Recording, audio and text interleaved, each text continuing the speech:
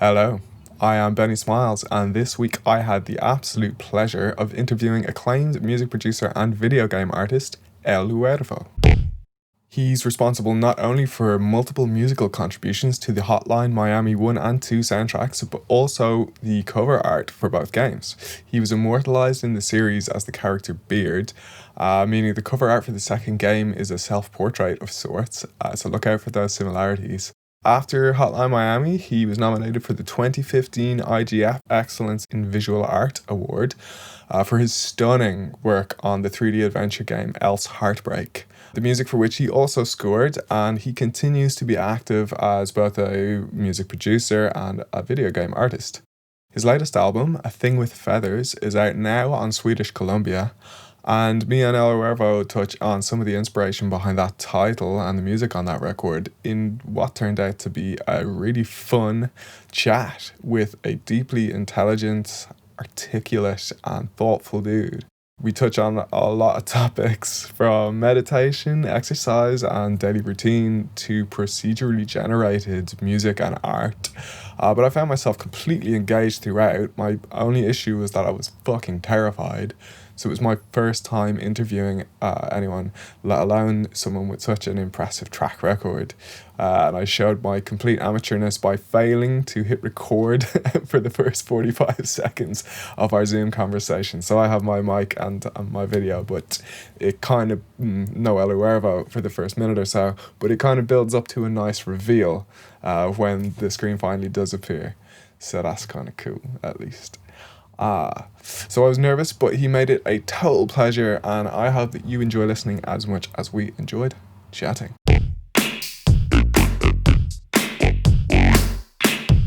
Hello. How's it going? Can you hear me?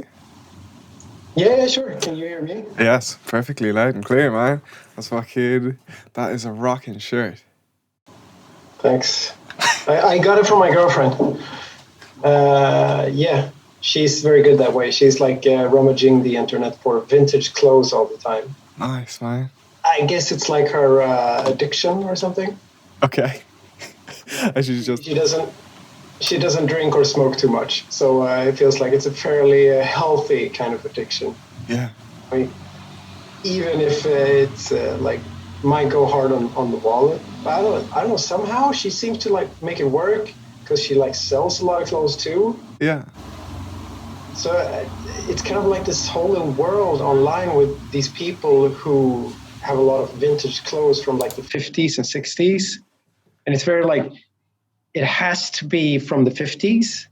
So there's like all these garments that are, what is it, like 70 years old, that are in perfect condition, still like being sent around to people. It's cool. I hit record while you were speaking there because I was like, this is far more interesting than anything I'm going to ask you. Let's talk about vintage clothes instead. Yeah. Indian cooking. Sorry about being late. I was just totally into this because I worked out a lot of stuff today that I've been thinking about, like lore-wise, and like getting everything to fit inside the game. Like getting like everything has to like be cohesive somehow, even though it's very weird. And there were a couple of things that I've been thinking about for the whole week, and it's been like a little bit of anxiety about it. And I worked it out today, and I got so stoked. So I was like totally into it, and then all of a sudden, you totally forgot something today. Like there was something you were supposed to do that you're not doing right now. Man, I would much rather that you managed to get all of that stuff out, and I completely empathize with it. Like that, yeah. Cool. It feels like it's always that way with productions. Like when I've been just doing stuff this week for somebody else, and I'll just fucking go around in circles for 3 straight days, getting nothing done. And yeah, it's always at like 5 p.m. I try to finish at 6. I try to like keep it kind of scheduled. I try to finish at 6, but it always just seems to click at 5 on Thursday, and then fucking suddenly it's 5 hours later, and I forgot to eat dinner. Yeah, and I know the feeling totally, but you have to follow it when it's there. You kind of have to follow it, and it's for me, it's not even a conscious choice always. Like, oh, I need to follow this flow. It's more like it just happens, and then the hours go past, and it's like oh shit, I gotta eat or whatever. Like, and you end up in this little situation where all your plans are fucked up. Yeah, I guess I guess it's worth it.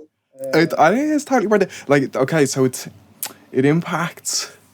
I try to live my life slightly like a robot. I try and just like kind of do all the correct things that will feed into me being more creative or having better results and being more consistent and things like that. So I try and keep like a really strict routine where I get up at the same time every day and I run every day, and then I work out or like just like lift weights in the evening because that makes me feel good. And yeah, so like the only thing I try the only thing that should get in the way of that is being more creative. So it's okay if it overruns. Like if I don't work out because I've suddenly cracked the code, then that's okay. For sure. Like sometimes if it runs over, it's totally cool. But if it consumes you too much, like it's important to have that balance. And I think what you're onto there is like, because I'm doing that myself now, like these past 2 years or something. Doing what? That, it was just the thing you were just talking about, like living like a robot more. Not exactly a robot, but trying to have like routines. Because before it was a lot easier to like drink wine or smoke pot and just be in some kind of constant ejaculation of creativity.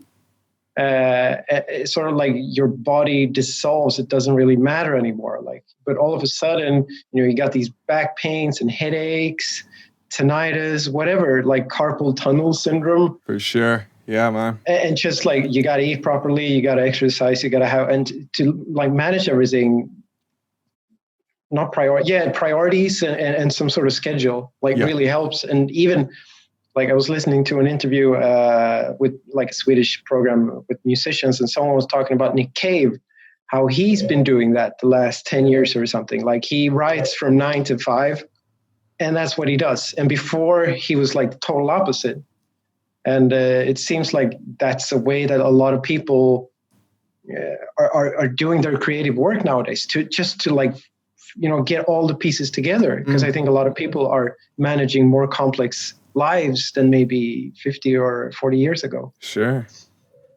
I'm finding that if I do, or in the past I have allowed it to be just kind of totally random and sort of haywire how everything happens, and just like spend as much time doing music as possible, everything starts sounding shit at about 11 p.m. and I wonder why. And it's because it's really obvious. It's because I haven't eaten anything and because I need to sleep. And like that, for some reason, wasn't an obvious thing to me for a really long time. Yeah. And now, like that author Doktorov, ER Doktorov, is that right? EL Doktorov? Yeah, exactly.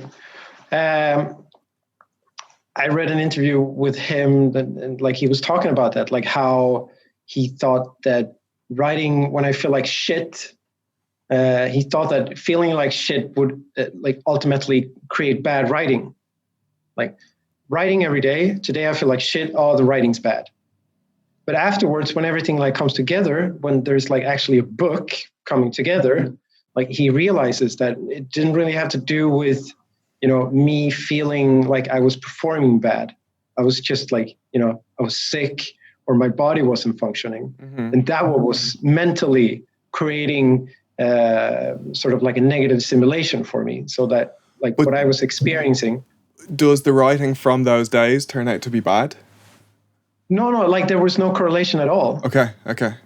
So like he was just in his mindset while writing, feeling shitty, like having a headache or something like that. Yeah. And that was triggering the idea of his writing being shit that day. But it was actually like there was no correlation in the end. Right. But I think like for your daily, just like your self-esteem and your own mental health, you can't be feeling shit about it, even if the end result is that you do write a good book, but you felt awful about it along the way.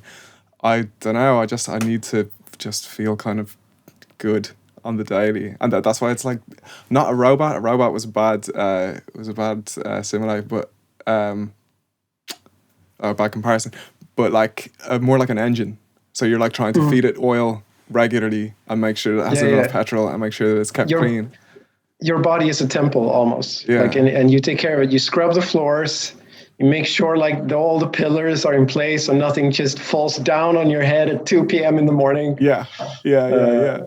But do you? Yeah, Sorry, continue. like I'm the same way. I just think that it's interesting how you think you might be performing creatively shitty, but like it's just your state of mind.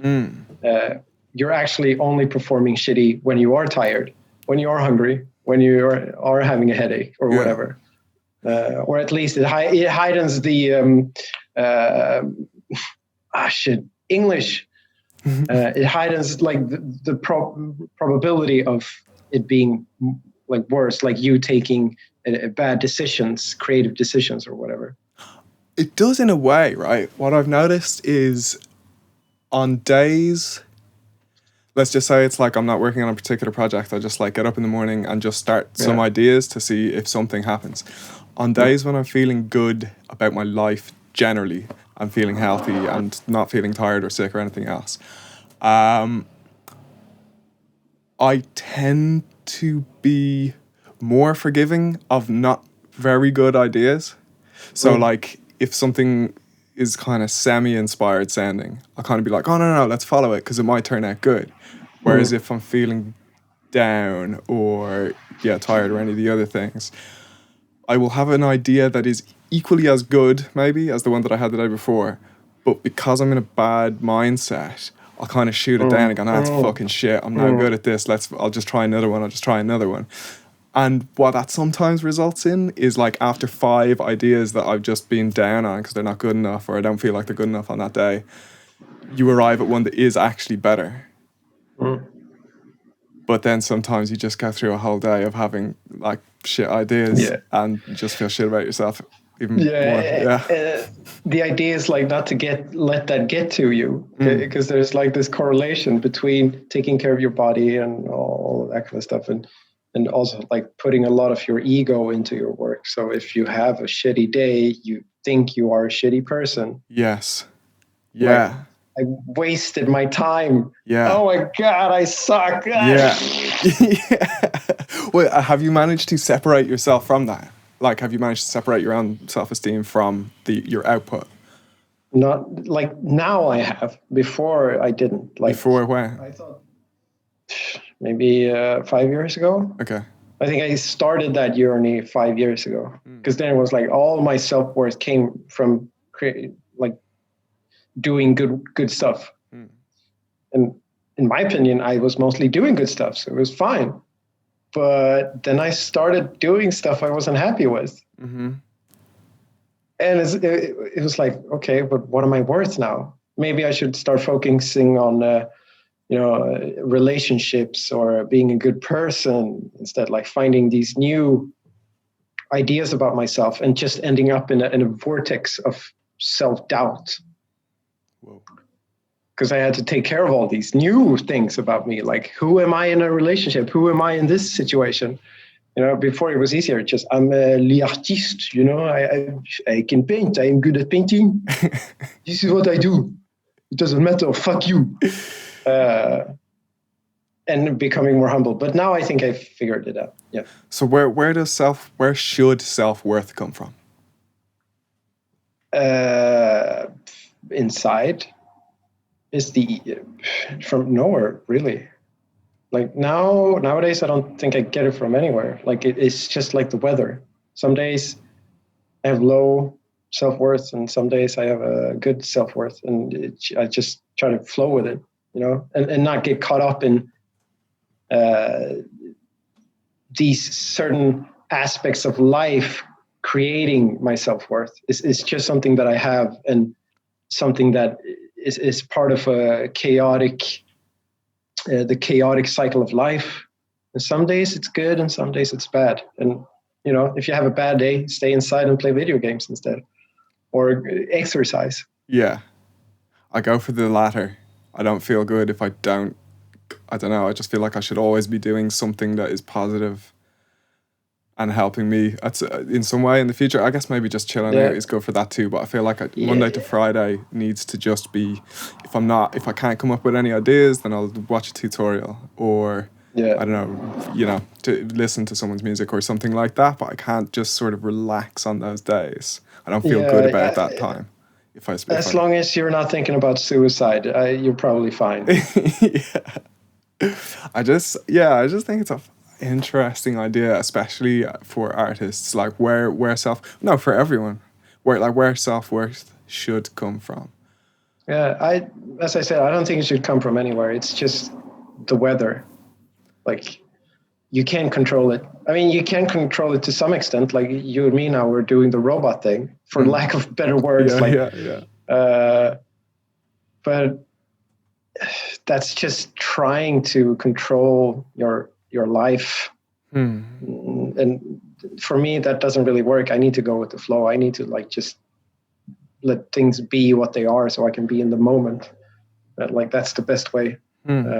I just don't want to have hemorrhoids. I just don't want to have tinnitus. I just don't want to have headaches. I just don't want to have a bad back. So I try to take care of this vessel so that doesn't give me all these aches. And self-worth, with social media, I'm just going on and on here now. No, keep going, man. Like social media, a lot of people get their self-worth from social media, I think. I look at artists who put up, stuff every day. And it's like, oh, I'm procrastinating today.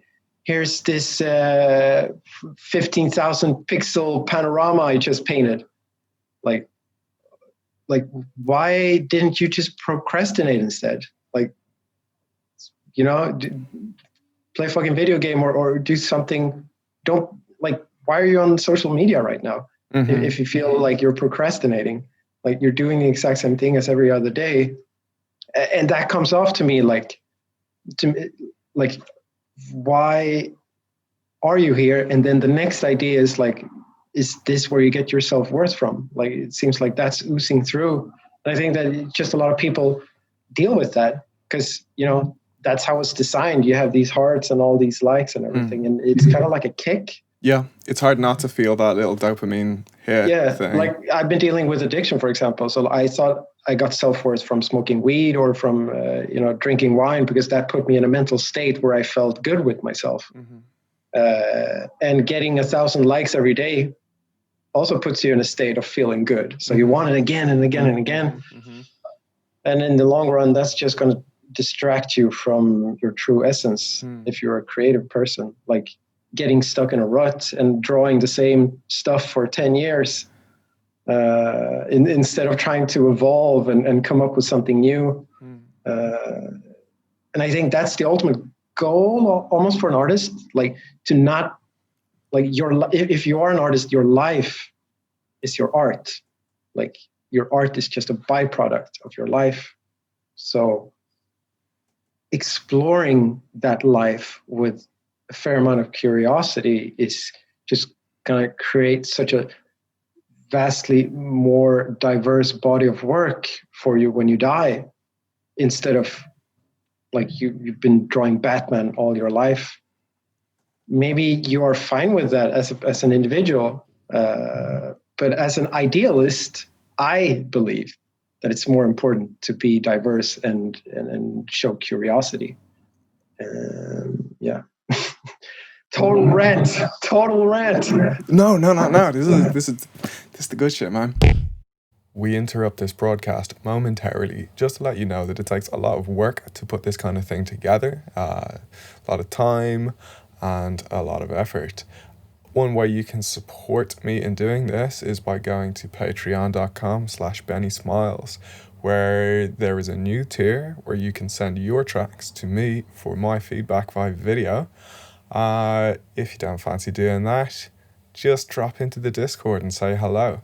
The link is below, and now I will leave you to it.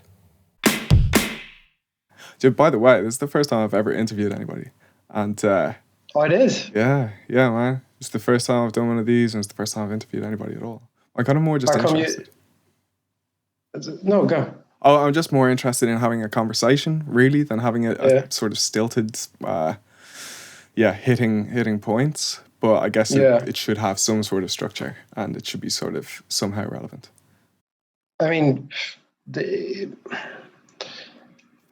I think like if this is your first time, it feels like we're trying out your style of doing it then somehow. So like maybe this time it's a certain way and the next time it's another way, and you will have like an easier time of figuring out how you want it in the long run. Yeah. So now we're trying this chaotic approach instead, because I'm El Huervo and I'm a chaotic person.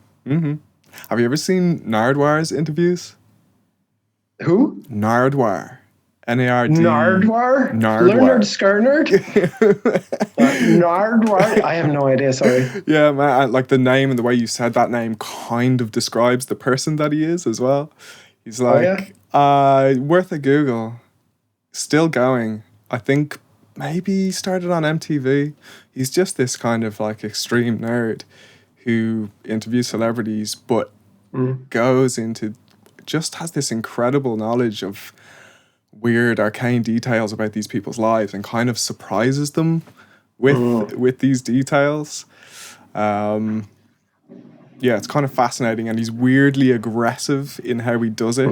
And yeah, he's like interviewed Ian MacKaye from Fugazi a couple of times, and Henry Rollins, and then like Snoop Dogg and stuff. It's kind of like an interesting cast of characters. So he's definitely worth a look. I've been listening to a guy called Fredrik Strage, who's a Swedish music journalist, and he's like one of the biggest music journalists in Sweden. And he has a pod where he does that thing because he's a nerd about music. So he also has all these arcane details about the subjects. And some are cool with it. Like, you know, they get into it, but some are just like, yeah, whatever. Like it becomes too nerdy for them almost. So it seems like some were expecting more like a ordinary approach where you just like ask the questions and it's not we talk about our new album. And it's almost like, well, dude, why are you picking up all these details? Like it's off the point or whatever. Like he was interviewing Perturbator. Sure. Wait, is Perturbator? Is he Swedish? No. But Perturbator is one of his like favorite artists. Okay. He also interviewed Ika Mouse. Okay. Oh, you know that I'm thinking. Do you know what? I have heard of Ika Mouse, but I thought Danger Mouse for a second. Remind me who Ika Mouse is. No, not Danger Mouse. No, Ika Mouse is that bong bong diddle ding ding diddle ding ding diddle gong bidaddle di coin bidaddle di coin. It sounds amazing. Early morning, Sunday morning, it was a big ganja smuggling. Okay. Maybe I'm too old. Anyway, it was a big hit for a while. Like everyone was just early morning Sunday. It's weird, man. It doesn't ring a bell. Yeah, but Perturbator, like he had a lot of details about Perturbator's dad, because Perturbator's dad was a famous music journalist as well. So he had a lot of knowledge about that, and Perturbator was more like, well, I don't want to talk about it. Right. Okay. Getting annoyed, you know. So yeah, it's not for everyone. I guess maybe he's had a lifetime of living in that person's shadow. Yeah. Like, I mean, if you're John Lennon's son, you're probably not gonna walk to talk about the Beatles. Classic. Have you seen the interviews? With Sean Lennon? Yeah. No, I actually haven't. That was just an assumption on my part. Yeah, there are a couple of interviews on YouTube, obviously, where he gets annoyed like that. It's kind of funny to watch. Right. Yeah, I feel sorry for him, because you can see his frustration, because he's been releasing music and all they can talk about is like, what was it like living with John Lennon? Yeah. Well, I want to ask you some stuff about Hotline Miami, but only because that's our kind of common connection, right? Yeah, everybody wants to talk about Hotline fucking Miami. What about me? What about me? Like, tell me about Jonathan Dennis. Yeah, exactly. Oh, not this again. Yeah, sure. Bring it. I'm down. Oh, you don't have to at all. What I was most interested in, you said that in another interview when you met Jonathan, I think, he showed you how to eat instant noodles raw. Yeah. How the fuck do you do that? It kind of blew my mind. He opened the bag, and then there's a little bag with the spices inside. Yeah. And then he opened that little bag and just poured it into the bag, and held it like tight and just so the spices would mix with the crusty noodles, and then just breaking pieces off and putting them in his mouth. So I tried it, and I mean, it's not very good. I mean, it works. It's dry as fuck. Yeah, well, that's what I was hoping to uncover. I thought like maybe there's a method of kind of storing it in your cheeks, or just something like that. It's nothing advanced like that. It's just like if you're really in a pickle and the only thing you have is like these noodles and no fire, no way to cook it or anything, like it's going to get the job done, but it's kind of dreary. You found yourself in the desert with nothing but noodles. Exactly. Why would you take noodles to the desert? Yeah. I've made a real mistake here. I only have these noodles. What you said you were working on a game all week. What have you been working on? It's a game that we're calling Ultras for the time being. So it's like a 2D side scroller game thingy. Science fiction, trippy, psychedelic, kind of weirdo thing. Because I wanted to make a game by drawing, or not necessarily a game, but like make graphics in like the same way that I would draw a drawing or a painting, for example. Because I've been doing 3D stuff before and pixel stuff before. So I wanted to try this and see what it was like. Because the idea was like, last time I made a 3D game, it was Heart.Break. I don't know if you've heard of it. Yeah. It's kind of like and that was all 3D, and it just took a huge toll on me. It looked beautiful. Thanks. I thought, the lighting and everything was just gorgeous. I mean, it was fun. Yeah. It was real fun to do it, but it was a lot of work. Well, hang on, sorry, did you do the graphics as well as the soundtrack? As well as soundtrack? Yeah. Yeah. I didn't know that. Okay. I knew there was a soundtrack. Yeah. I didn't realize you were involved in the artwork as well. Yeah. And talking about Elle's Heart.Break now. Yes. Yeah. So the idea was that, like, okay, doing 2D is going to be a lot easier.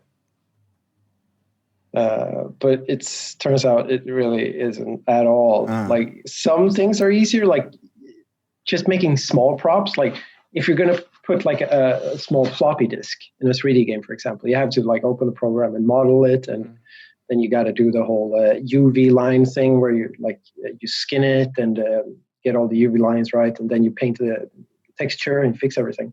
Then you export it and import it. Okay. And here it's like, okay, I just need to draw a little mushroom, and then I draw it, boom, done. But all the animations and all of that stuff, like and getting lighting and particle effects right and everything. Is that not? I mean, getting it right, I'm sure, but is that not handled by the game engine itself? What's it being built in? Unity. Okay. So do you not sort of define those rules globally for the game, and then it just sort of does all the thinking, or do you have to do it for every object? How does this work? I mean, the engine doesn't really do the thinking for you. It just gives you like tools. Okay. So you have to figure out what the tools can do and how you can apply that to whatever it is you're trying to make. And you constantly find new things, new ways to do it. And working in 3D, you sort of have the onus of perspective. And you can get a long way by just like creating, just like an architect, create the space in itself does a lot for you. But in a 2D space, like everything's flat. So to me, it seems like all the mistakes, like all the visual mistakes and like balancing colors and shapes become so much more adamant. So you have to put a lot of more work into actually creating something that pops. Whereas somehow when you do 3D, the space kind of does that for you to a certain extent. Okay. So all like the details of 2D need a lot more work to actually, get the right texture. Right. Okay. if there's another way to put it, I just like the idea of texture. Sure. Especially when, like, if my style is drawing, like I wanted to do something that looks like a drawing. And when you're doing particle effects, for example, it's like procedurally generated stuff. What are particle effects? It's like if you want to create smoke, for example, in a game, you have this little emitter that emits particles. Okay. So it's basically just a dot that's being sent out into the environment. Okay. Like, and this dot is emitting smoke particles, which like, then are... Well, it's like the dot is your center for the graphics that make it look like smoke. So this little particle, like you send them out, and you can create certain what's the word? Abilities for every particle. Mm-hmm. Like usually they're uniform, but if you want to get really complex, you can give each individual particle that you're emitting their own abilities and attributes. Okay. But usually it's like uniform. Mm-hmm. Like giving them a texture, for example. Like if you want to make smoke, you do a texture, usually something quadrant that looks like a little cloud. Okay. Then you tell the particle emitter, like all of these particles that you're sending out should have this texture on it. And then you manipulate the behavior of the particles. So they, like, you can do that with lots of different systems, like the velocity and like the rotation over time and how long it's supposed to be alive and all of these variables for creating random effects. And then you just fiddle around with that until you have something that simulates a smoke that looks like smoke. Right. But it's still procedurally generated. Sure. So there's like a computer element to how it looks. Whereas if you draw smoke, you have to draw the lines, and you have to have a good foresight of like seeing how the organic smoke, how it takes life. And usually you have to also do that in a loop, because you can't draw endless amounts of frames. Mm-hmm. So usually you do like 8 frames or something, right. And then it has to loop. It takes a lot of time. So if you do that with a particle system, you can get a constant element of randomness that loops for you, but you introduce the procedural element of the computer. So a lot of my work right now in 2D is trying to bridge that gap between human created and computer generated. Right. Because I don't want to draw everything by hand. I want to use the computer, but I also want to cross the uncanny valley, so to speak. Are there parallels? Are there any parallels in music, in the way that you make music, to that? Yeah, I guess. Yeah, sure. Why not? Like, you're using a computer to generate stuff, but you also have to put in human-made elements into it, and then sort of throw things at it that may seem chaotic, and slowly try to bring everything together so it has some kind of cohesiveness. Mm-hmm. Yeah. But that's only because I work in a computer, and I'm not traditionally taught or anything in music, so I don't know how to write music. Like, this is this accord, like boom. Yeah. And after that, maybe a cis F would be perfect. Yes, there we go. And then go to A, B, C, D, F, G. Like, I have no idea how to do that. So in the computer, it's like just trying things out. Mm-hmm. Almost like Jackson Pollock throwing paint at a canvas or something. Yeah. Well, what does your setup look like for music? How do you? Yeah. I have a mouse. I have a keyboard. I have a sound card. I have this thing right here. It's kind of basic. Does it feel good to play? I mean, it's okay. I've gotten used to it. It works. Like the tactile, like how when you press the tangents, I kind of dig it. Yeah. It has the right amount of friction. And yeah, I don't really like these though. Like, why? It's not, because the tactile feeling, like, I always get it wrong somehow. Like I'm used to playing the drums. So if I want to make a beat with this, it's like boom, ba, boom, boom, ba, boom, boom, ba, boom. I always hit it too hard and put too much effort into it. So it becomes like weirdly slow. Yeah. Have you ever played an NPC? Yeah. Was that any better? A little bit, yeah, for sure. But not but quite. The interface. I mean, I guess I just don't like the pads. Like the interface and like how you need to set up all the samples and everything on an NPC is like not my thing. I prefer just setting it up in Fruity Loops, which is the program that I use, and then I use the tangents instead if I want to, play the drums or whatever. Yeah. So yeah. With like a fixed velocity or something, so that you don't have to like punch it to make it hit at the required volume. I mean, I try to get it right. Like obviously, I have a lot of latency on my computer because. Not to begin with, but in the end in a project, it's usually like slow. There's tons of shit going on. So then I just afterwards go in and manually move everything into the right place. Yeah, I'm kind of similar. I don't really know how to play the keyboard, so I just kind of like mash the rhythm in and sort of vaguely the shape of the chords, and I'll keep the where the notes fall and what their velocities are, but then just fix all the chords after the fact and maybe kind of the timing. Exactly. But now.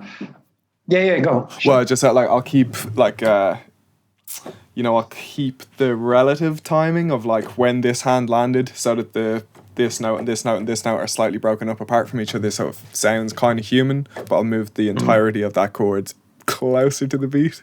It's usually... Oh, yeah, okay, yeah. I guess that's... Everyone has their own way of doing it. Yeah.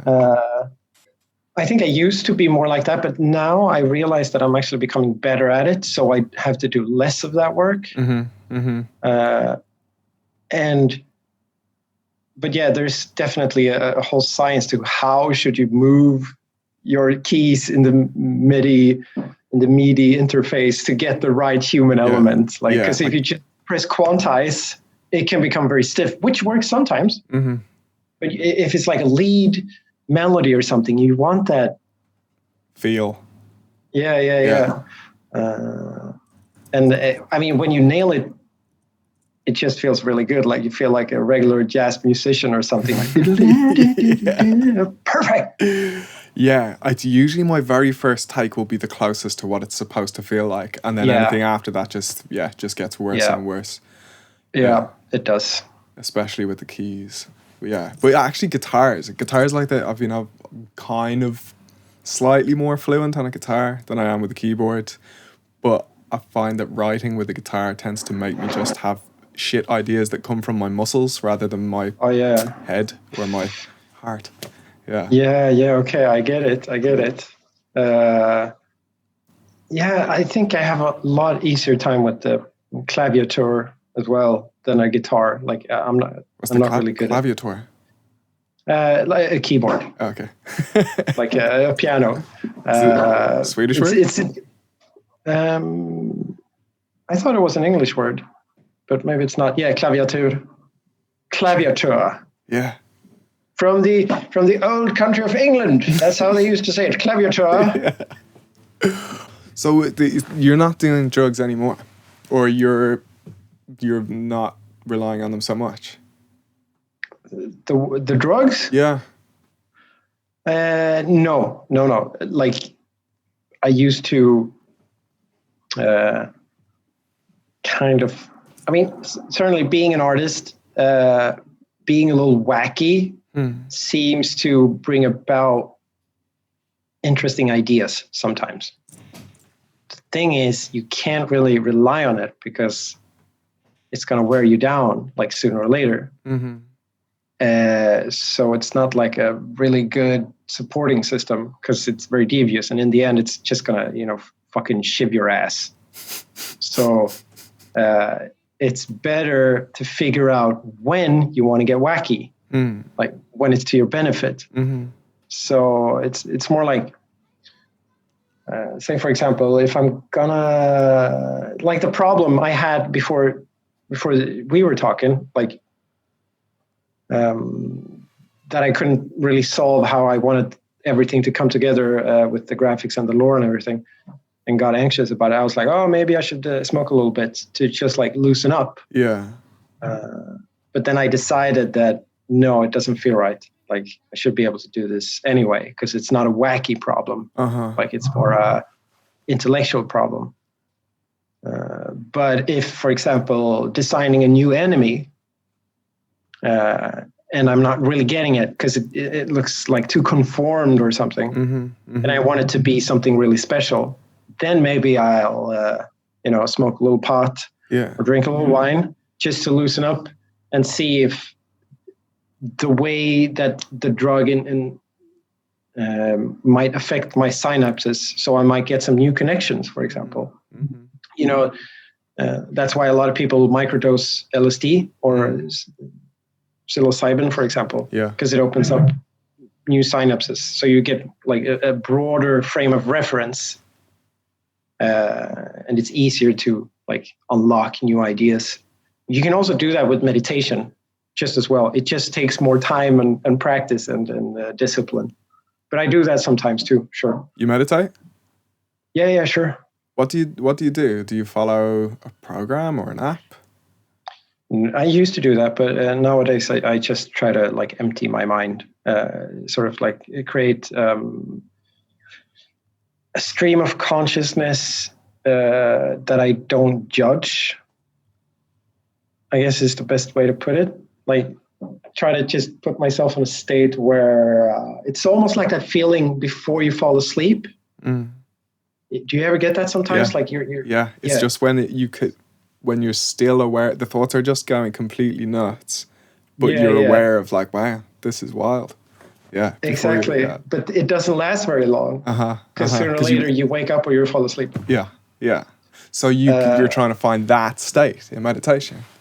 Yeah, exactly. But not judging what's happening. So, and not trying to like pick anything up, like sitting there waiting for the perfect idea. It's more like, okay, now I'm done with that. Then I sit down and hopefully, and most of the time, something just pops up afterwards. Sure. It's kind of like massage. You don't feel the massage right away. Like it's more like the day after that you actually feel like, oh, I'm loose again. Yeah. Is this, I guess, that idea of not judging the stream of consciousness, is this in some way related to like your arrival at the conclusion that your self-worth should just sort of float through and it shouldn't be governed by something else and you can't really control it, so it just... Yeah, they're definitely correlated for sure. Like, I don't think that method of meditating is something that would be useful for you unless you also work on your ego or how you get your self-worth, I think. Then it's probably better to do some kind of basic mindfulness meditation or like a body scan or something where you download an app and listen to someone's soothing voice. How does the inside of your toe feel? Yeah. Well, I've done that. So like I spent about maybe 6 months doing Headspace last year. I kind of went off it, but that was because of the way my own head was behaving. Like I found that I couldn't, if I set aside 15 minutes to allow my thoughts to happen, that was just way too overwhelming. So I had to just not do that and just be focused on stuff all the time because of just, circumstances in my own life. But I've kind of, I'm back at a place now where I've restarted with Sam Harris. You know Sam Harris? No. Does a podcast, is a very smart dude. But yeah, he has a meditation app. But it's feels a little less hippie-ish and a little more cerebral or something. It's kind of, I don't know, it's good. It's good. Can you write it in the chat later on so I can look it up? Yeah, for sure. I think it's called Waking Up with Sam Harris. Okay, waking up. So that's the first thing you do in the morning? Yeah, well, actually, the first thing I got immediately out of bed into my short shorts and Yeah. some kind of t-shirt, and then I run. I go and run for 4 kilometers and listen to usually a podcast about music or something like that, or sometimes just nothing. Wow. And then come home and eat some breakfast and then meditate in the garden. It's pretty Ideally. cool. Like I'm always in awe of people who can do that the first thing, like go out and run. Like I need my coffee first. And I need to play Kingdom Come Deliverance or Stalker Shadow of Chernobyl just to like At the start wake up. of your day. I mean, I like that's right. Okay, so it's like I often wake up feeling very anxious, right? And the antidote to that is just running it off. And that both deals with that, or both helps with that feeling, and Okay. also kind of just wakes me up and I'm in a better mood and I feel like there's some accomplishment already. Just because I've managed to do that, and then the lovely byproduct of it is, like, if it's a nice day, which it is right now, you get to see the sunshine and you get the immediate benefits of that, and you like, there's a part of my run that goes through a kind of woodland area, so you kind of get to see the forest, and then you're aware of nature, and you just see other human beings, and so you're kind of like communing with humanity a little bit. You're not interacting with them, but you're kind of like... It sounds pretty, like, it sounds awesome. Like, it's just the running great. part. Like, I could do a walk like that for sure, but the running part... Yeah, I understand, like, you're waking up with anxiety, you want to get it out of there. Like, I used to do that with skateboarding a little bit for a while. It's just going out and practice kickflip or whatever. Yeah. Because it just, like, got rid of all the anxiety. But usually that kind of anxiety comes from somewhere, and if you meet it head on, sometimes it's a lot easier. I mean, it's scary, but it's a lot easier to, try to deal with it. Yeah. Like not being a politician and just dealing with it on a actually answering level the question. There's definitely something to be said for that. Or you can just drink ayahuasca and, either way, whichever is going to provide a more immediate solution. Yeah, it's more like, oh my God. Ayahuasca, is that so? It said something about like, I've just been following your Instagram, and there was a like an iconoclastic, like, religious imagery. The last thing that you posted was a kind of like, it looked like a stained glass window from a church or something like that. And there's like something about a general interest in mysticism and psychedelics. But what about the mysticism part? I've been... this is going to be tricky. Partly, I think it's because I'm a rebel at heart. So when right now we're having all these, like, ideas about fake news and about flat Earth and everything, like, people are joining QAnon or whatnot, where these people are trying to take control of their own lives, are questioning reality. And it scares a lot of people because, how are we going to save the planet? We need facts. We don't need feelings or emotions, because then that might derive us from the facts. But that being said, I feel that you need a balance between both. Like, you need facts of life, like facts of material reality, and you also need facts of the immaterial reality, because, like, emotions are part of us as human beings. Like, that's just who we are. We can't deny it. And it's almost been proven that every consciousness is its own universe. Like, whereas, like, the brain is interpreting everything you're seeing. There are no colors in the universe. It's just your brain interpreting the pigments and the light. So if you tell your brain certain things, it's going to send these signals to you. And that's how you believe reality. And then you have facts, which is kind of like a consensus of the truths of reality. But you still have your emotions. And I think it's important, like, mysticism, it's like an old science. It's very generalizing now, but just to make it easier, mysticism is like the best science we've had so far in kind of like mapping the subconscious. I mean, you can talk about psychiatrists as well, but I think a lot of that work is too rooted in science. So then you end up with like these crazy people who talk about hysteria, for example. Like all women are hysteric. Like, and if you're hysteric, you need to be healed, or you're a homosexual. You need to be healed because something is wrong with you, or whatever. But mysticism sort of circumvents the scientific process in a way that introduces a chaotic element. So it's not just about seeing patterns, and not just about seeing, oh, one person had this sort of like, we love ADHD, bipolar diseases, and like all this. That kind of gives you a general idea of what a human being might experience, but every single human being has a unique consciousness, and their consciousness is going to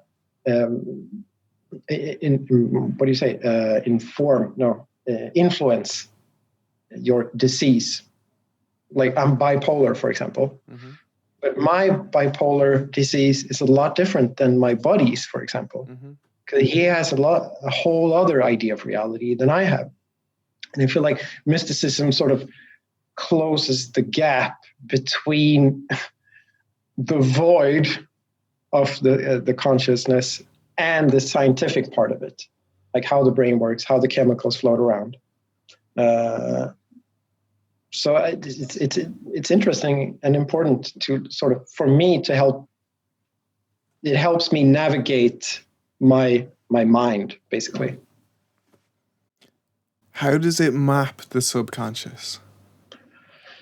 Well, it's just a blunt way of trying to explain it. Like, okay, take religion, for example. Like if you're a religious person, you have sense of grief, for example, or let's take another example, shame, sense of shame. A favorite of the Irish. Yeah, exactly. Like the Catholic Church loves shame. Like they have a lot of ways to deal with it. But there's also, like, if you actually read the books and you study the symbolism, there's like this whole vast knowledge that it's not just written in words. It's like, if you look at a picture of a Madonna, for example, it might stir up emotions within you, like an iconic painting of a Madonna, for example. It might stir emotions in you that might help you understand feeling like anger, for example, or humidity, for example. And also like reading stories about a saint having a situation of intense shame and how they deal with it. And it's kind of more like a story trying to guide you through a state that you're feeling, and trying to inspire you to understand it. It's like no one can tell you how to understand it, because it's your own individual, how you perceive it. So religions, for example, I believe have been very good at sort of creating these stories and symbols that inspire you to help you understand these ailments or these things that you are feeling in life and that you are dealing with. Self-worth, for example. Does that make sense to you? Yeah, I guess I was thinking about parallels in music and how people project their own emotions onto the lyrics of a given song. Dude, like I get a lot of emails from people saying how my music helped them when they were feeling shitty, like depression or whatever. I even got emails from people who wanted to kill themselves telling me that my music helped them through it. Like it suits them. That's pretty awesome. And it's like, yeah, that's all I want. Like I've created this kind of, if I've created something that helps you in your ailment, that gives you some kind of solace or understanding. Hey, awesome, that's all I want. Yeah. And it also makes me a part of mysticism in the way I'm trying to explain. Like, I'm helping them map out their grief or their anxiety, understand it, and get out of it. Do you think that's where the value of creativity, the value of art in a society lies? Sure. To a certain extent, it's like Asperger. There's like no on and off switch. It's like it's a gradient. How do you mean? Like really profound work by I don't know, maybe Jodorowsky. He's trying, like, if you watch The Holy Mountain, it's a lot more complex than watching Rick and Morty, for example. But Rick and Morty can still help you feel good about yourself and understand things about yourself. Maybe on a shallow level, like maybe you just realize that, oh, I like wacky poopy butthole. Or they make you think about math and science in a wacky way that might stir something within you. Whereas Jodorowsky's movie, The Holy Mountain, might just confuse you because it's too complex. When you said map out the subconscious, I pictured, some kind of parallel to electroencephalograms, when the bits of the brain light up or something, that there was some way of, I don't know. I don't know what I pictured. It was kind of interesting. And I was like, I just want to kind of nail that down. Like the Kabbalah, for example. What's the Kabbalah? I think Madonna was into it at some point. It's some kind of mashup between Christianity and Judaism. You have this, it's not really a map of the subconscious, but it sort of ties into it, and it also ties into tarot cards. Like it's kind of like the tree of life. And it has I think it's 12 sephiroths that are sort of spheres of the material and the immaterial world. And it's sort of like a map how, one example is it's a map how an idea is formed in the subconscious world and is then being brought through certain spheres before it manifests itself and can become something real. Yeah. And if you think about it, how do you explain that process? So the map, like the Kabbalah, the tree of life, is sort of like a map to help you understand that. Okay. And it might give for me at least, it gives a fairly interesting foundation for art also, because I can deal with these thoughts and ideas in art. So I can do research about mysticism, for example, and the ideas I come up with while thinking about that, because it usually starts with a why. Why do I feel like this? Why am I sad all the time? And then, introducing that into my art, it can become therapeutic, and it creates a good foundation for creating things. I feel like. When you say introducing it to your art, though, is it as direct as that? Is it kind of on the nose, this is me working out this problem? Or is it just like the meditation thing where you've kind of had stream of consciousness, then you go and do the other thing and it just naturally kind of comes out like your sweat? Yeah, more like the meditation thing, for sure. Trying to digest it before doing something with it. Yeah, for sure. Yeah. Do you find that you're surprised by what comes out when you sit down to do something? Yeah, for sure. Yeah. For sure. Yeah. I made an album in 2011 called Where You Must Rest Your Weary Bones. Yeah. And I lived in Paris at the time, and it was very heavy electronic stuff. And maybe 3 years before that, I had been listening to M83. Yes. Very good. Yeah. Very good stuff. Their early stuff. And at the time, I didn't think about it. I was just listening to it because I liked it and I was painting. And then 3 years later, while making this album, I was like, oh, okay, now I get it. This is M83. I'm Yeah. I'm channeling their power. Yeah. And it was like not a conscious choice at all. Right. And you just gravitate, your taste and what is like feels right is entirely informed by what you've listened to all your life. I don't know. I'm not sure. Maybe. Maybe. Yeah. Why is it like, why would individual taste skew otherwise? Or maybe, I don't know, maybe you have the makeup of your inner ear is such that you prefer to have, I don't know, harsh sounds or loads of low end or loads of top end or something. Or maybe it's just that you listened to loads of hardcore punk when you were a teenager and you like bright, abrasive sounds. Like when I got tinnitus, usually high-pitched noises would make my ear hurt. Mm-hmm. So all the mixing I was doing was like really high-pitched because I wanted to challenge the tinnitus. Like I wanted to scratch the itch. Fuck, man. I thought you were going to say that it kind of was really recessed and kind of, I don't know, mid-forward or something, and just like everything in the top end was dulled. But yeah, no. Like that was my idea to begin with, but it was the total opposite. So yeah, for sure. Like it's not just what you're thinking about, but also your body that's influencing what you're creating, I guess. Did it help? I don't think it helps. Is it still there? Oh yeah, sure. Every day, all the time. It's just a matter of. That's actually how I got into meditation for real, because I went to the hospital. Like I have buzzing in my ear. Well, we don't know how to fix it.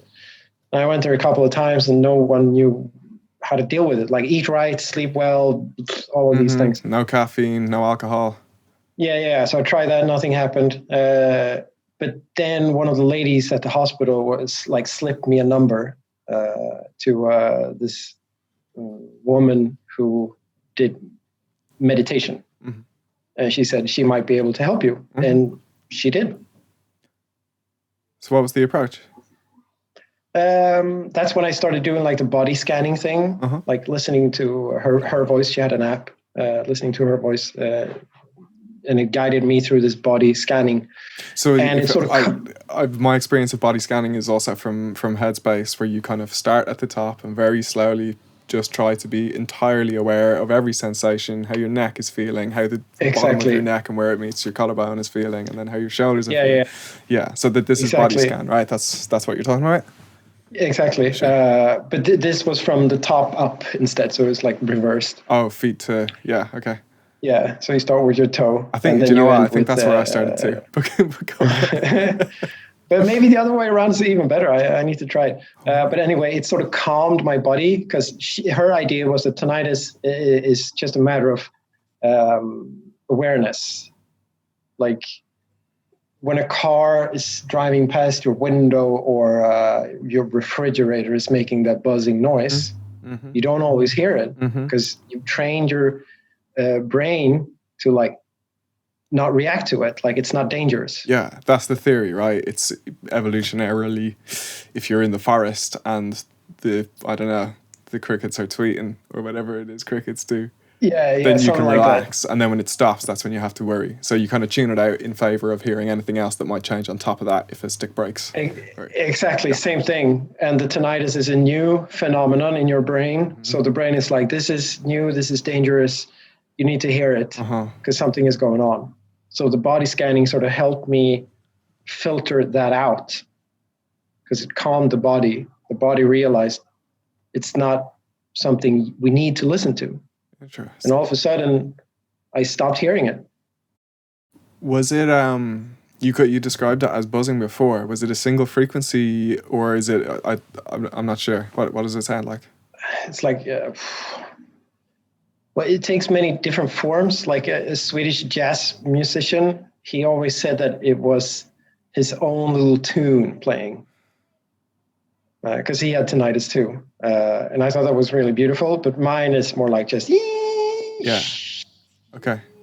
Yeah, so I have a degree of it as well in my left ear, and I can almost trace it to the session that that did the damage. But I find that it becomes more aggravated when I'm stressed or underslept. Yeah. Do you find same? Yeah. But the For sure. meditation helps. Yeah, like now I just sort of accepted that when I am tired and I am stressed, I'm going to hear it. Mm-hmm. Yeah. So I don't hear it as much when I'm stressed or tired anymore. Sure. Sometimes I do, but I don't freak out. Yeah, it's not at the front of your awareness, because when it was more recent, so it's probably kind of 5 or 6 years old at this point.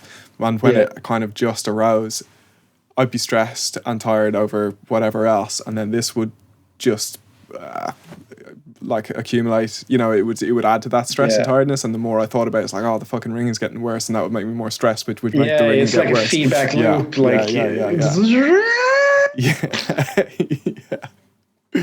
Yeah, it's good to be a little bit more conscious of. Yeah, there it is.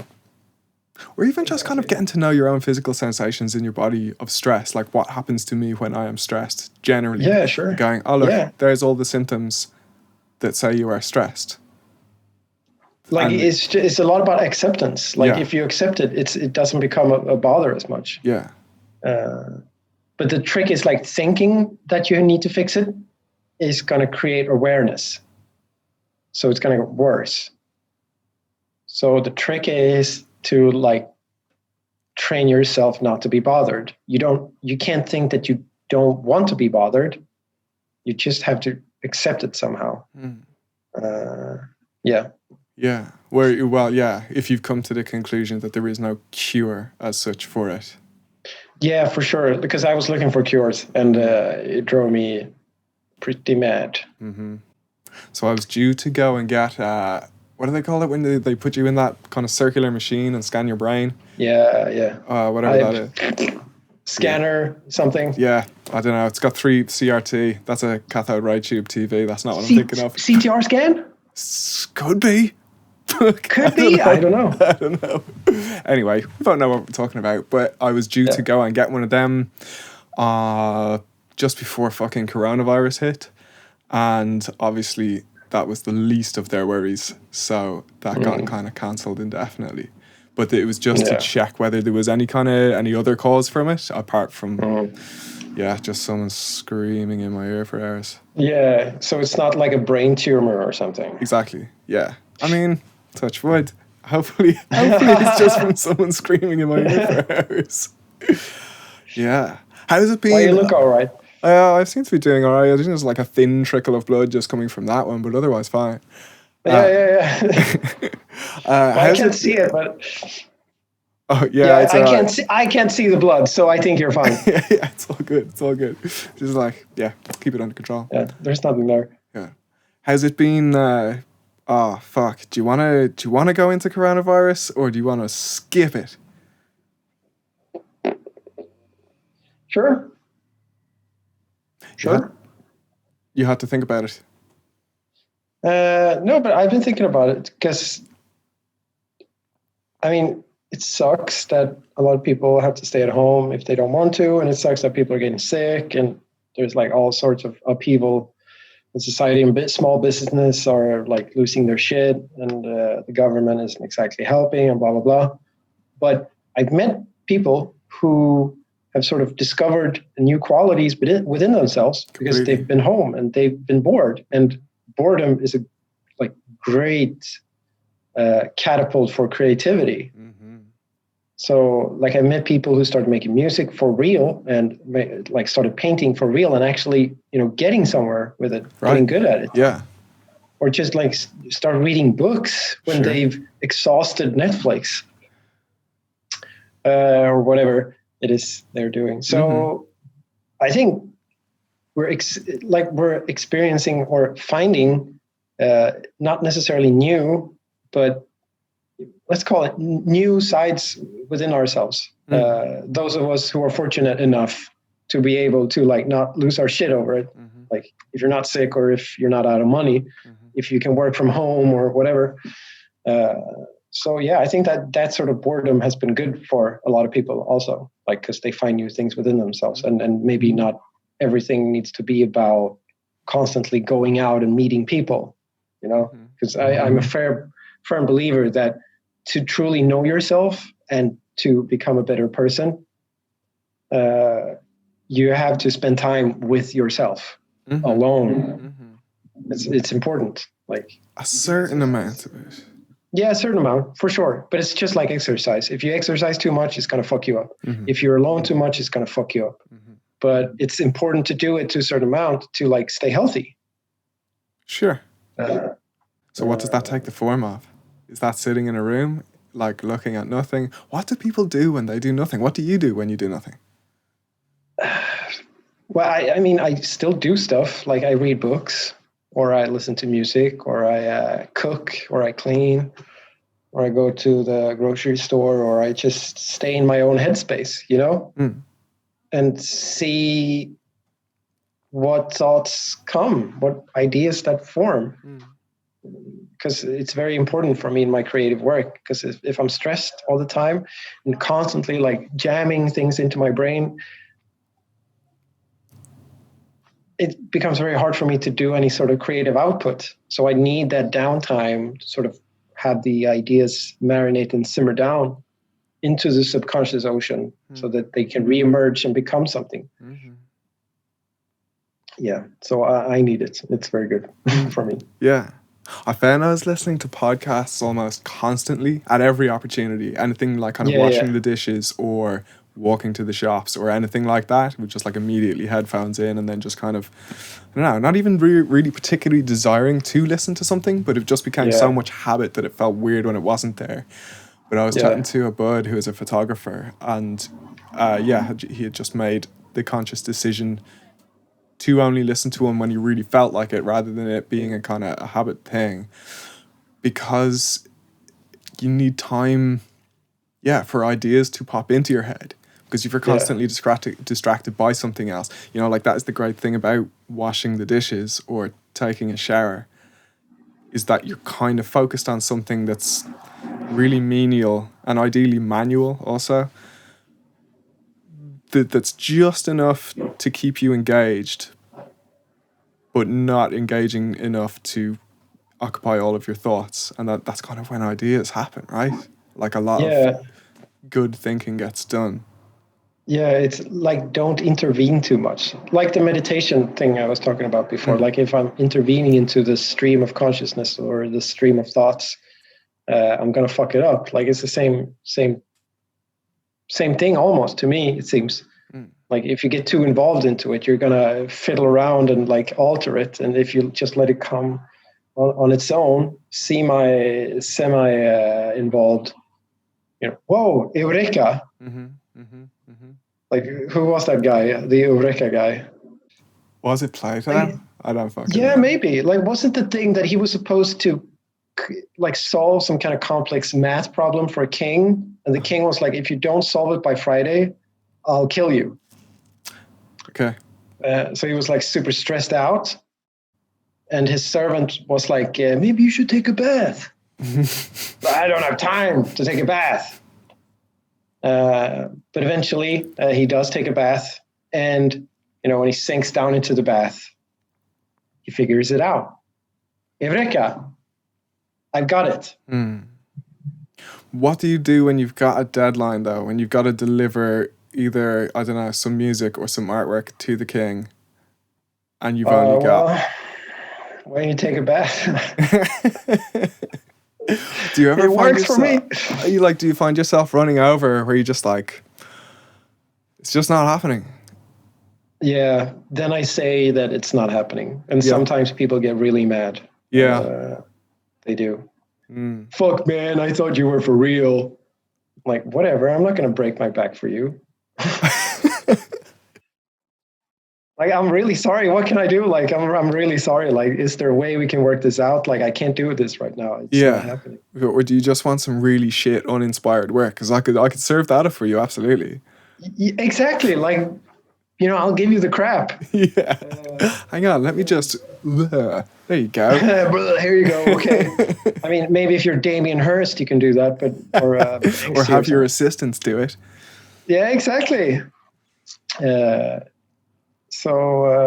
if you say that, then they can be like, "Oh, that's very unprofessional of you." But it happens. Like, you can be professional. Sure, you can have a fairly high level of worst best. Yeah, good ratio. Yeah. But that's only going to get you so far. I'd rather put that energy into doing good stuff when I can. And when I can't, it's just the weather. There was a time, though, when I was doing portraits for a Bandcamp, for their Bandcamp Weekly, when I had to perform. It could be like 3 days. Can you get it done in 3 days? And for 5 years, I did that once a month. And I never knew when it was going to happen. And I was like also doing full-time work on a video game. So sometimes it could really be like, fuck, I can't do this right now, but I need the money. Okay. And I want to have this relationship with Bandcamp, like provide good stuff for them.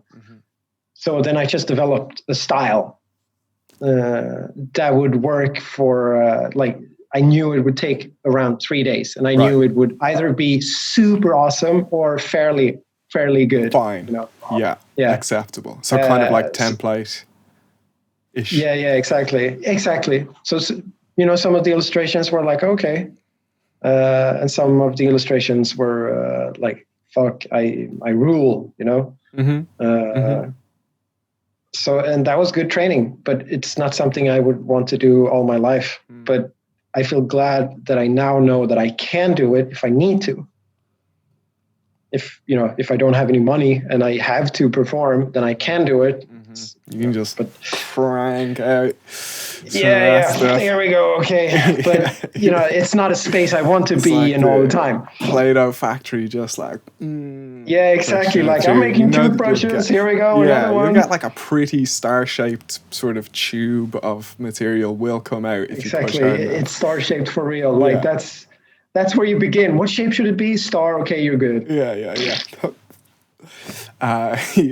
Well, like you've got a fairly high rate of output, or like just like you've made quite a lot of music, right, over the last few years, and it has changed sonically between what was on the EP that just came out just before Hotline Miami to now. Do Not Lay Waste to Home. 2 homes. Yeah. It's changed significantly. It feels like it was more here, and now it's more like this. Yeah. What's the deal? I don't know why.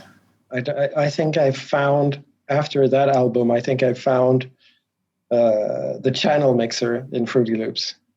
What? Okay, I do everything but Fruity Loops. I do some Pro Tools and Logic. What's the channel mixer? Before that time, I didn't know how to mix things in channels. Like Cubase, for example, like you have channels and then you can assign attributes to the channels, like a reverb or echo or whatever, or equalizers and limiters and all that stuff. Yeah. But in Fruity Loops, every sort of channel has some presets that you, like some knobs that you can just fuck around with. Okay. Do some basic envelopes and basic echoes or panoramas, or just you can work with cut and you can work with resonance, and you can't really do much more than that. So I was basically just working with samples, like clean samples, or clean sounds the way they were, basically. But now, since I found the channel mixer, I can do all sorts of crazy shit with it. Okay. So I throw more and more and more in there, and that gradually creates more complex sound, and more of the frequencies are becoming cluttered. Sure. And I think that sort of pushes the sound backwards. Yeah. Is any of it? So it sounded to me like, are there real drums on the last record? Some of them, yes. Yeah. But some of them are like just sample packs. Like, I think I downloaded a drum loop sample pack back in 2003. Yeah. With 600 loops on, all the classics. All of that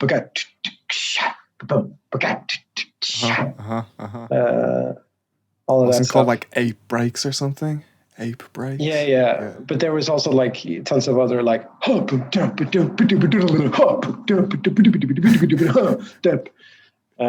Sure. so I just like pick snares and bass drums and hi-hats from that. I try to do not so many loops, like just take the first loop of the loop or whatever. I try to pick pieces of it and rearrange them as much as I can to create something new. So yeah. Yeah, it kind of sounds more organic, certainly, than earlier stuff. Yeah. I saw Dennis play bass on it as well. Yeah, sure. And you got someone called Shelby that you work with also. Who's Shelby? Yeah. Shelby is Shelby Chinka. He used to play in a hardcore band in Washington, D.C. called Frodus, and they toured with Refused, like very prominent hardcore 90s band. Refused on Epitaph? I think so, yeah. And anyway, we met in Sweden, and he had his own label called Swedish Columbia. Yes. Releasing weirdo electronic music. Yeah. And I wanted to like just release an album because I had been making music all my life just for myself, trying to create the kind of music that I was lacking, that I wanted to hear. And I just wanted to make an album because, all my heroes had made albums. So I wanted to do that. And he was like, sure, I'll help you out. What songs do you want to put on there? So I was like, oh shit, I need to figure out which songs to put on there. So I picked a couple of songs out from a back catalog of like 100 plus songs and just worked a little bit extra on them. And yeah, that's how it happened. And then Shelby's been around ever since that time. Like he plays guitar on most of my stuff, because I can't play guitar. Right. So he's the one who does that. Yeah. That's cool. So he's my mentor. Okay. He's like a sounding board?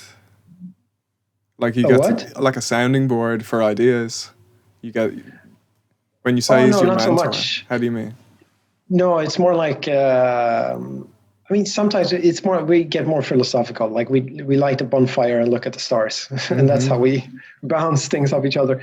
But it's more like I make a track and like send it to him. Do you want to play something on this? And if he doesn't respond, then he probably doesn't like it. That's a no.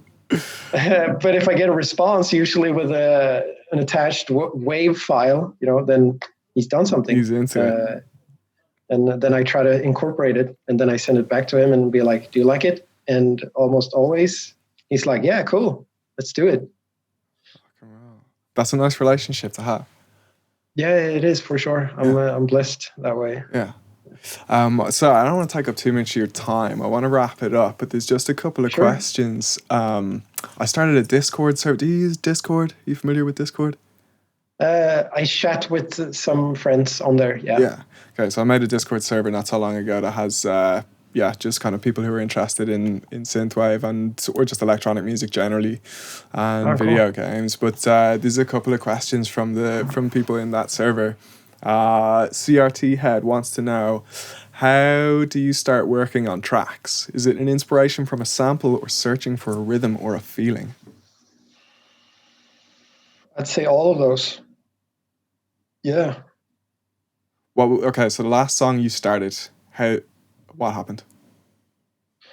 Okay, last song, I wanted to make a spoken word track. So I asked a friend of mine who was a poet if he wanted to record one of his poems. And he did, and he sent it to me. And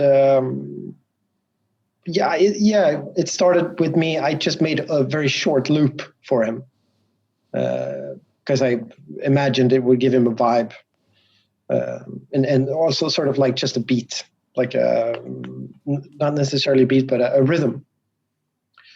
And then I got the wave file of this poem on and started trying to shape sort of like a song around that. First laying out some ambience, like trying to create a soundscape more that would capture the feeling of the poem. Is that sort of field recordings, or is this pads and... A little bit of mix up. Like usually I worked with recordings, like sound recordings and fiddling with them. But now I found that I actually have some cool pads in the program. Okay. So I'm trying to get used to using sort of droney pads, which is something I haven't really done before. What do you use for pads? It's something integrated into Fruity Loops. I don't know what it's called. Sure. Like ah pad or ooh pad or lead pad or techno pad. Okay. I tried to download some stuff. I bought some from Native Instruments, and I bought some stuff from, can't remember what it's called anymore. But it was just too much trying to get the VST plugins to work. Sure. So I was like, fuck it. I'll just see what I have and try to make it work. Yeah.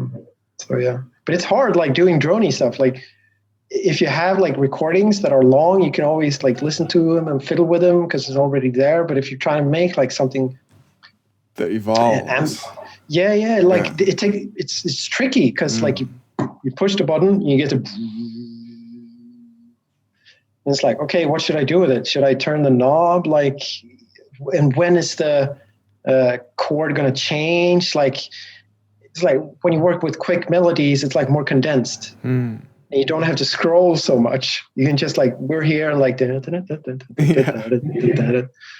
if it's like, okay, we're going to make this ambient track 8 minutes or whatever, you got to scroll a lot because the first key starts here and maybe the next one starts way over there, but it's not really right. I need to take it up a notch. Oh, but I didn't use the piano roll. So it's just like a button.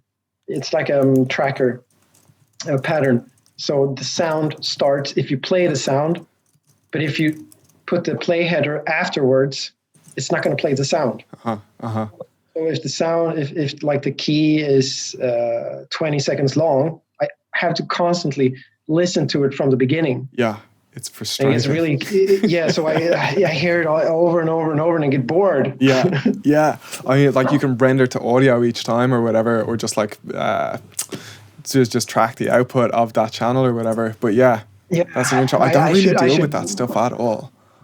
Yeah. I don't have the attention span. It needs to be like, it needs to be happening. Yeah, it's hard. Quickly. Like you got to be in a certain headspace for sure. It's like painting with oil, like painting with watercolors. So it's like really quick. You got to be on it before it dries and like boom, boom, boom. But painting with oil, like it takes a long time for it to dry and like really have to plan out how you're going to work with it. And it's like, it takes a lot more patience. If you're not in that headspace, you're just going to get paint all over. You know, be like Hitler or whatever, like, can't get the fucking trees right, I'll kill everyone in the world. I just had this conversation. There's a book called The War of Art. Someone suggested to me that I read it, and I had already bought it and started reading it, but the introduction just goes into this wild hyperbole that kind of says essentially what you just said, that the Holocaust was a direct result of Hitler not doing enough painting, which is, it sounded a little bit... just hyperbolic to me, and I couldn't then get into the book because of it. But causality and all that. Where does it begin? You know. Yeah. But I can't imagine mapping out a composition like at time when I've scored stuff in the past, say, like film, where there's an end point to get to, and it has to happen at a certain time. And I tried approaching that by using just the piano, so that the harmony of everything that had to happen would be mapped out, and it would be simple to just do it with chord, drawing out the notes so that I know harmonically what has to happen between here and there, then orchestrate it and spread it across the orchestra so that different colours happen at different times. But there was no advantage to it. I'd much rather just like, if I hear like a bassoon should start playing something like this at this point, or like a low synth, or just like any instrument should. It all has to be kind of in that moment and responsive to. I couldn't paint with oils, is what I'm saying. I just can't map it out. It has to just happen. It has to be. I get that immediate. Immediacy, like urgency, almost. Yeah. Like, jamming with a band or something. Yeah. Yeah, The same kind of feeling, except you're jamming with yourself. Completely. And then you're going back and refining it, but it's like the capturing what happens in that moment, like your first response to something that you don't expect or anticipate. I mean, of course you can do that with oil too, but if you're Rembrandt or if you're painting a certain way, but I'm very graphic in my work.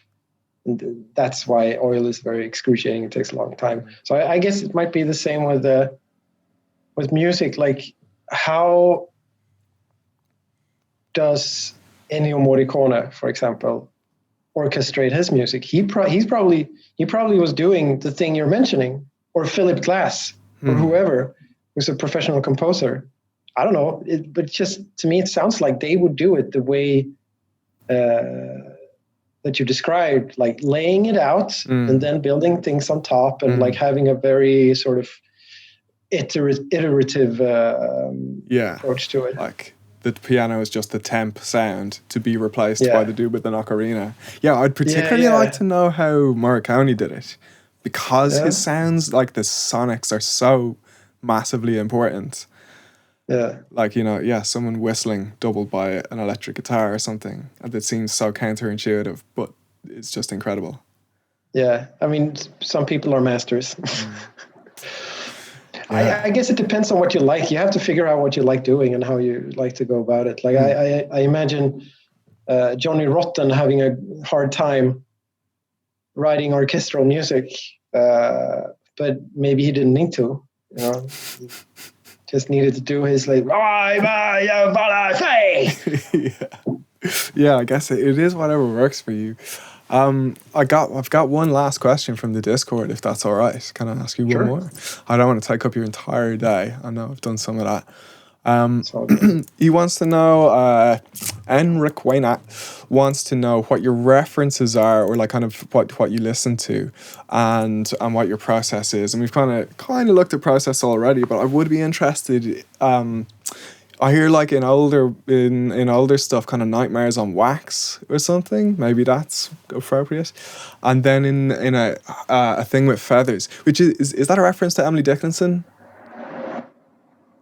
Which one? The title of your most recent record, A Thing with Feathers. It's I can't remember the author. Are you talking about the book? The poet Emily Dickinson wrote a poem called "Hope is a Thing." Is the Thing with Feathers. Yeah, exactly. It's from that one. Because I read that book, and it's like written in a really weird way. For me, at least, I'm not really used to reading that kind of stuff. And the line "Hope is the thing with feathers," or the thing with feathers, just stuck with me. And then I guess the whole like a couple of years ago, feathers were cool in graphic design. Wow. Okay. So there were a lot of feathers floating around, and also in these trying times, we constantly need to have hope. But hope is like that burns the scorching heart. Someone said that. I can't remember who. But like Pandora's Box, for example. The idea of hope, like, can be both horrible, but also a blessing. Like, hope can keep you going, but it can also bring you down. Like, if you constantly hope for something to happen, you hope so much for it to happen, but the total opposite happens, and it could totally break you down. So like Pandora's Box, like they hoped it would contain all of the knowledge of the universe, but instead it was the opposite. I mean, maybe it was the knowledge of the universe, but Pandora's Box turned out to be like a death trap, because a whole siphon of bad shit just came flying out of it. But everyone was hoping it was gonna, give some kind of divine knowledge. Was that in your head when you came up with this title? Or it was just like, there was some fucking feathers flying around in graphic design? Yeah, fucking feathers flying. These are the things that I've been thinking about while doing it. So, because I've been thinking, why A Thing with Feathers? as before with M83, like, whoa, okay, this was inspired by that. Sometimes I don't really know where the inspiration comes from unless I think about it. So and it might be an after construction, but I think these are the key elements. Right. That's cool, man. That's awesome. Do you think that is that reflected in the music, all of that thought, or is it, I guess, in the same way that the thoughts percolate and they become your output? It's in there somewhere. Yeah, maybe it is. I mean, sure, why not? To be honest, sometimes I think that's something I have to work on in my life, like not making things too subversive, like finding the elements that inspire me earlier, so then I can have a clearer picture of what's going on. Because sometimes it feels like it becomes unedited, like too much of a chaos. So the points of reference are like too spiky. And then it becomes like Ayn Rand's And the World Shuddered, or whatever it's called. I don't know.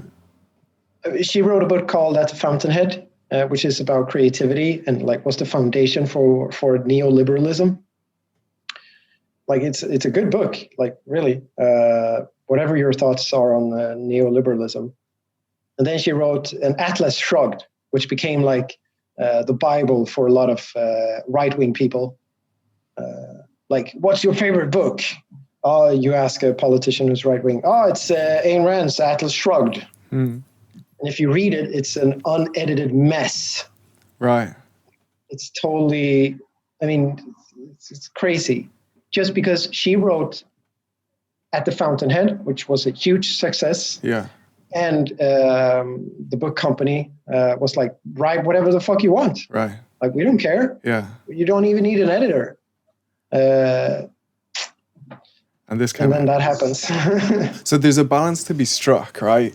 I mean, I think it feels like if you're too aware of what the influences are, it's going to be too on the nose and it's going to be too apparent. It's going to be like bad lyrics that talk directly about feelings, you know? But if it's too obscure, it might just become incoherent instead. I think the only risk making things too obscure, that's only a problem when you're doing it because you're afraid to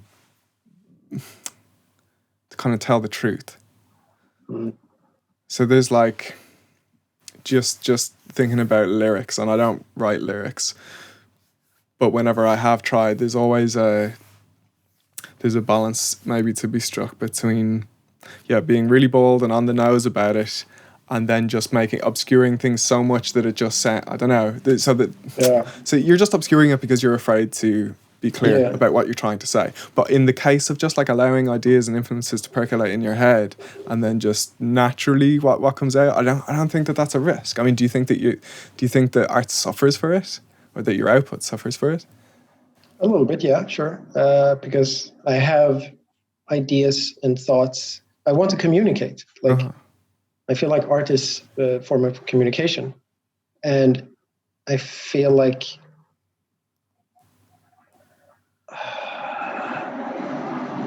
it's just something in the gut. It just feels like sometimes the balance is off, and it's not in my favor. Maybe in 10 years I will feel differently. But right now I feel like, maybe that's something I could work on. Maybe because it interests me, because I used to be like, it doesn't matter. Like, it can be however obscure it wants to be. I think it's just an interest of mine right now. Where is the balance? Like, how far can you go?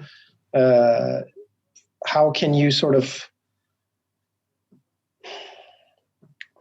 like, for example, when you talk about weird stuff, how can you talk about weird stuff in a coherent way that still retains some of the mystery enough that it inspires whoever is listening to it, but it also conveys certain emotion. It also conveys something that you want to say. If it's only obscure, it's not going to convey anything that you want to say. It's only going to convey something that hopefully stimulates the listener. But if you have something that you want to say, you can't just be 100% obscure. Are we talking about lyrical music or strictly instrumental music? Any sort of creative output, really. I think it's difficult to be on the nose about what you want to say with instrumental music, right? Because it's completely down to interpretation. Yeah, but it's also very much down to the title. Sure. I feel like Explosions in the Sky, for example, like First Breath After Coma. Wow. I Okay. I don't know if you've heard it. No, I mean maybe in passing, but it's a great title. Yeah, and it's it's instrumental because that's what they do. And it totally sets the mood for a first breath after a coma. Like, yes, here it is. Or you think it does because they told you? Actually, I found the title out afterwards, and I was listening to it under the influence of some kind of acid, and I just had the feeling of waking up from a deep sleep, like waking up from a deep, deep sleep, like a primeval god or something, waking up and seeing your creation with new eyes for the first time. And then when I found out that the title was First Breath After Coma, it's like, okay, it's not exactly the same, but it sort of conveys the same idea. Yeah. I would love to know whether that title was after was it created after the song was, or vice versa. Yeah. Who knows? Hey guys, I got a great title, First Breath After Coma. Yeah, that sounds dope, man. Let's do it. Yeah. Right, okay. I'm going to actually leave you alone. Just the references questions, the only thing. What have we got? What do you listen to? What are you listening to right now? What was the last thing you listened to? The last thing, I can't even remember the name. It was something I picked up from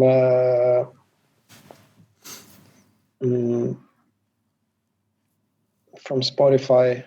I think her name was Dorothy Coltrane. Mm-hmm. There's Alice Coltrane. There's Alice Coltrane. No, maybe it was Dorothy Ashbury. Yeah, okay. I think so. She's playing the harp. Okay. She's like a jazz musician, and she's playing harp. Because it showed up on my algorithm in Spotify. Yeah. And I thought it was cool, so I snatch. send it over. Yeah, but usually I listen to now a lot of Illuvium. He's like an ambient composer. Matthew Cooper is his real name. And he does like really eerie, beautiful ambient music. Yeah. Cool. I'll put it on my list. I'll put it on my long list. One of his albums Talk Amongst Trees. I imagine being abducted would sound like that. Being abducted by aliens would sound like that album. Whoa. Yeah. That's cool, man. I will listen to it with that in mind. And I think I'll very much enjoy it. Now I'm going to shape your idea of it. So there was one thing I just couldn't for the life of me remember when we were talking about procedurally generated stuff in. You were talking about smoke and particle generators, and there's a procedurally generated album which I just will not be able to remember the name of, but it's actually good. It's called Fields OS by William Fields. Okay. And it's actually good. And it's procedurally generated within parameters set by William Fields, who is a software engineer in his daytime, or that's his day job. But it's kind of fascinating. I guess that's why. That sounds awesome. Like, video games are at the forefront right now of procedurally generated art. Yeah. But like music, like I really hope in the future we're going to get more of that, because I think it could be cool for the future AI consciousness to not just be downgraded to a social media algorithm, but also have some kind of music in there. Yeah. I think the closest I got to anything resembling that in my work in video games was in Wise. Do you use Wise at all? WeWise. Yeah, that's what you call it. Yeah, yeah. Yeah. We used to use that before. Yeah. Right. So it would just be kind of feeding it loops in the same way that Yeah. Ableton, yeah, and then it would choose what to play at a given moment, kind of randomized, and that was as kind of close as I got, but that's not the same. I mean, it depends on what kind of parameters you give it. Like, it's really cool, but if you take that into a video game environment, and if you like discern the video game environment, like now it's tense, now it's chill, now it's whatever, now someone's talking, and then you send those cues to WeWise and let it do the selection out of these attributes. Yeah. And it's kind of procedurally generated, but in conjunction with a game world. Like, I mean, it has been done before, but more arbitrarily. Like, it only chooses from like 2 or 3 tracks or something. Yeah. But if it creates and chooses the levels of the contributing elements as well. Exactly. Yeah. So I guess no performance is ever going to be the same, but the elements that I was feeding it were kind of determined already. Like, this will be the string, these will be the strings for this game state. Yeah. I don't know. It would be kind of interesting to get a bit deeper into that. Yeah, man. It's been really good chatting, and thanks for taking so much of your time. Sorry about the whole hold up. Not at all. I did feel for a minute like I was being stood up on a date, but yeah, I'm sorry about that. No, it's cool, man. I got some other stuff. I got some admin done that I would otherwise have just continued to put off. But That's good. So we're all good. We're all good, man. You did me a favor. If anything, you did me a favor. Oh, good. Yeah. Cool. Trust the universe. Trust the universe. Okay. On that beautiful note, I should probably leave you to get back to whatever you're doing, or have your dinner, or whatever it is you're planning. I'm gonna draw some stuff, and I'm gonna cook some dinner. Rock and roll. Okay. Lovely. Enjoy it. And have a nice evening. Thank you. Okay. You too, man. Bye-bye.